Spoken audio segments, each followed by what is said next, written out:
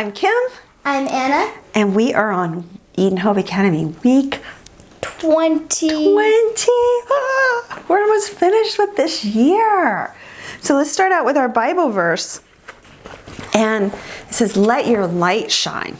You are the light of the world. A town built on a hill cannot be hidden. Neither do people light a lamp and put it under a bowl. Instead, they put it on a stand, and it gives light to everyone in the house. In the same way, let your light shine before others, that they may see your good deeds and glorify your Father in heaven. So how do you let your light shine, Anna? You preach and talk about the Lord. You can. How about just loving other people? How about just taking care of people? That let your light shine? Mm-hmm. Okay, so over here, I want you to draw a picture of being a light to the world. Can you point that out? And think about how you can let your light shine. You could even let your light shine by being kind to your siblings when they're being a little stinky. I'm sure your siblings are never stinky. Anna's sometimes are. But I want you to think of ways that you can let your light shine and show people about Jesus just by being who you are. Okay, our next is the Gettysburg Address. Now, Abraham Lincoln said this after the Battle of Gettysburg, and he had come to the battlefield, and there was a man who was a known orator. And an orator is a person who stands up and he gives wonderful speeches that people listen to. And this man had a very long speech. And everyone at the battlefield who was commemorating the battle was listening to this man speak, and it was going on and on and on. But he was kind of prideful about what he was saying. And so Abraham Lincoln sat there, and he had just a little piece of paper, just a couple scraps of paper. And what he said it's something that people still remember today and will still quote. What the other man said, not so many people quote. So go ahead and put up a picture of Abraham Lincoln saying the Gettysburg Address, Anna. Oh. Okay, and I'm going to read it to you, and let's talk about it as we read it.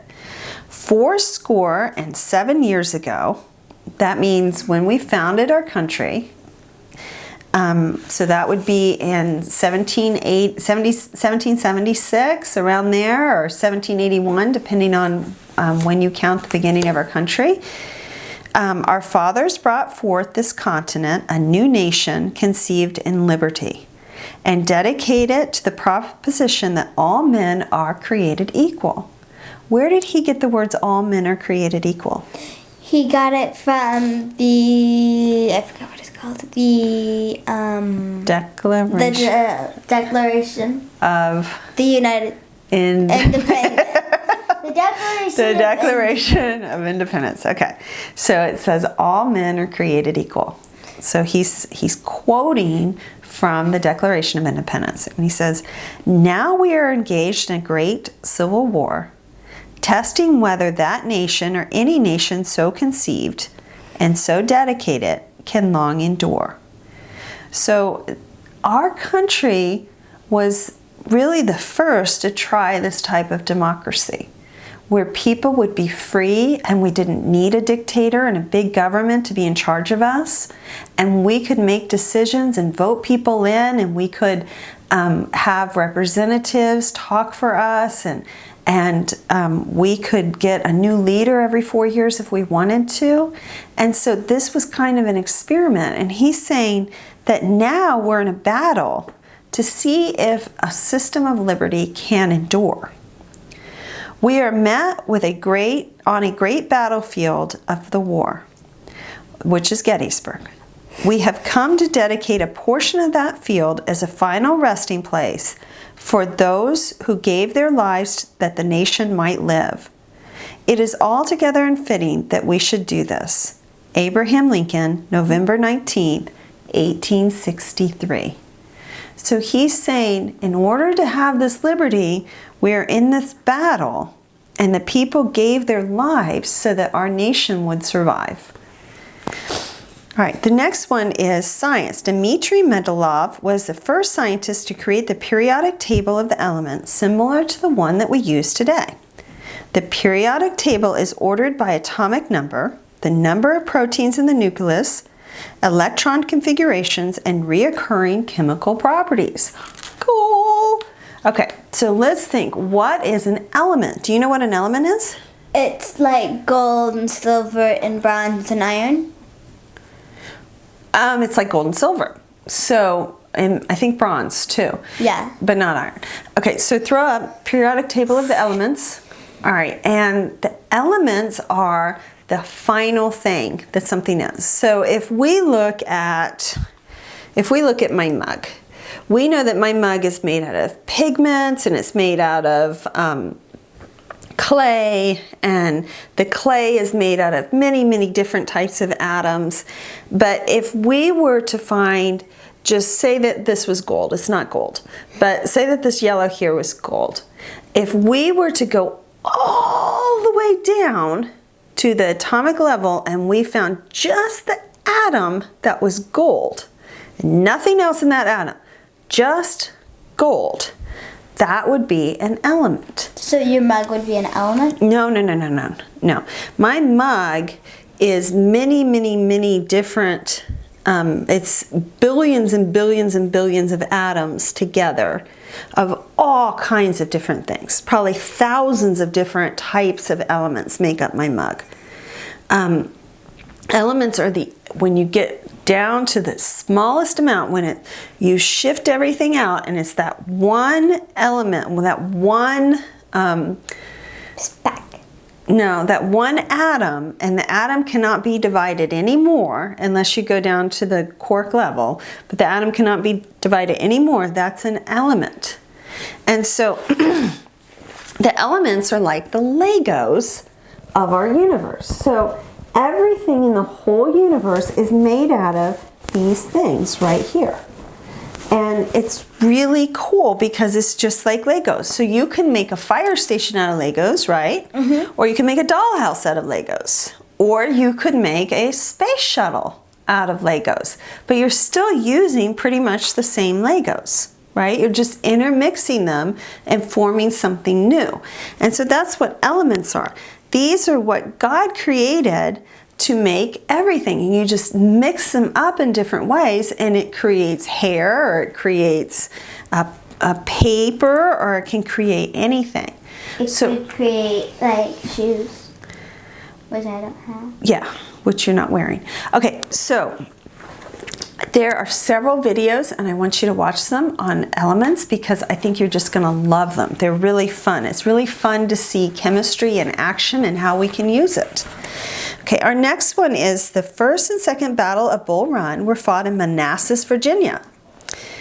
The Battle of Shiloh on the Pittsburgh Landing in the Tennessee River, and the Battle of Antietam was fought in Sharpsburg, Maryland. So those are some of the major battles of the Civil War.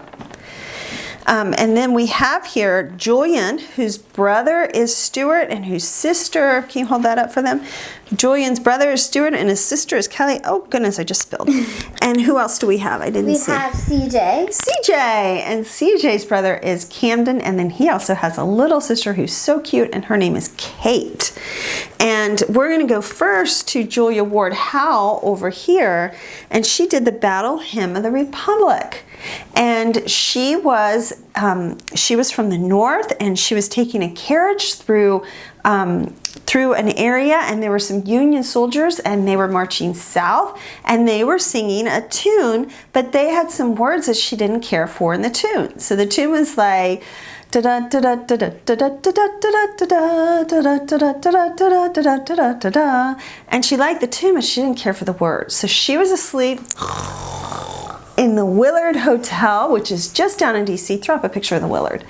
And in the middle of the night, she woke up and she said that she felt that the Lord had given her all the words for the song. And so she wrote them out And it became such an important song to the Civil War that Abraham Lincoln used it as kind of his theme song. He loved it to be played for him. But also the Northerners would sing it and the Southerners would sing it as well. And so sometimes they would be encamped on two sides of a river, and one side would start it around their campfire singing it, and the other side would sing it along with them. And then the next day, they would start shooting at each other. They'd start shooting each other. But it was a very bonding song that both sides sung about in the Civil War. So let's talk about mine eyes have seen the glory of the coming of the Lord. He is trampling out the vineyard where the grapes of wrath are stored. What does that mean? It means, I don't know. Fancy Mickey. Yeah. Okay.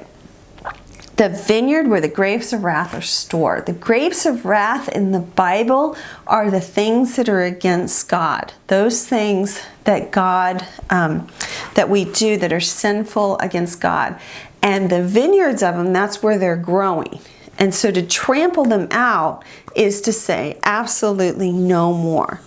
He has loosened the faithful lightning of his terrible swift sword. His truth is marching on, meaning that the lies, the deceit, all of that is not going to be allowed anymore. It's going to be gotten rid of through these battles. I have seen him in the watchfires. So when you would be encamped, you would have fires for the watchmen to keep them warm and also give them a little bit of light. Of 100 circling camps, they have builded him an altar in the evening dews and damps. Now, Robert E. Lee or not, but Robert E. Lee was a man who prayed all the time, and he was a Southerner, so the Southerners were the Confederate, the Northerners were the Union, and he was a Confederate, and he would pray for both sides. He would pray for his men, but he would also pray for the safety of the men on the north as well. So many people were in constant prayer during this time, which was building him an altar in the evening dews and damps. I can read his righteous sentence in the dim and flaring lamps. His day is marching on, meaning there's going to be a new day when this is over with. He has sounded forth the trumpet that shall never call retreat.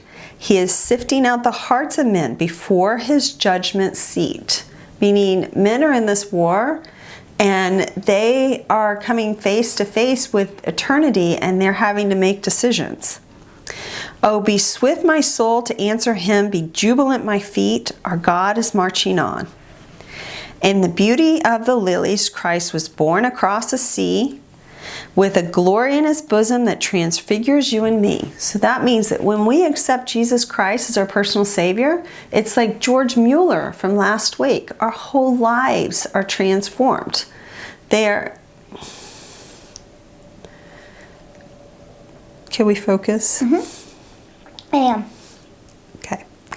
Fun. When we accept Jesus Christ as our personal Savior, our whole lives are transformed. They are new. And so what she's saying here is it transfigures, meaning it changes us when we accept Jesus Christ. As he died to make men holy, Let us die to make men free. Let us die to make men free while our God is marching on. And so this was a marching song throughout the Civil War for both sides. So in each one, I think the first one, maybe you can put eyes. My eyes have seen the glory. Maybe you could put a watchfire in the second, like a little campfire. The next one, maybe a trumpet. He has sounded forth the trumpet. And then the next one, maybe you can have like marching feet, or you can have a cross that God has made us free. And so we talked about here, Julia Ward Howe did not intend to write the song, but she did in... She wrote the song in the middle of the night, and the song became a light for Jesus. So it's very much like our verse. And so she literally woke up and she wrote the song, and it became an amazing light for so many thousands of people. And down here it says, when you feel like God is not using you, wait patiently and pour yourself into His Word, meaning get to know Him, read His Word, listen to sermons, listen to as much as you can about God. Sometimes the light that shines the brightest are those who spent the most time with God before being turned on or being shined on. So sometimes God allows us to read about Him and to pray for a very long time, and then all of a sudden He uses us kind of like He used Julia Ward Howe. All right, so that's our book for this week. You guys have done a great job, and I look forward to seeing what you've done. Bye.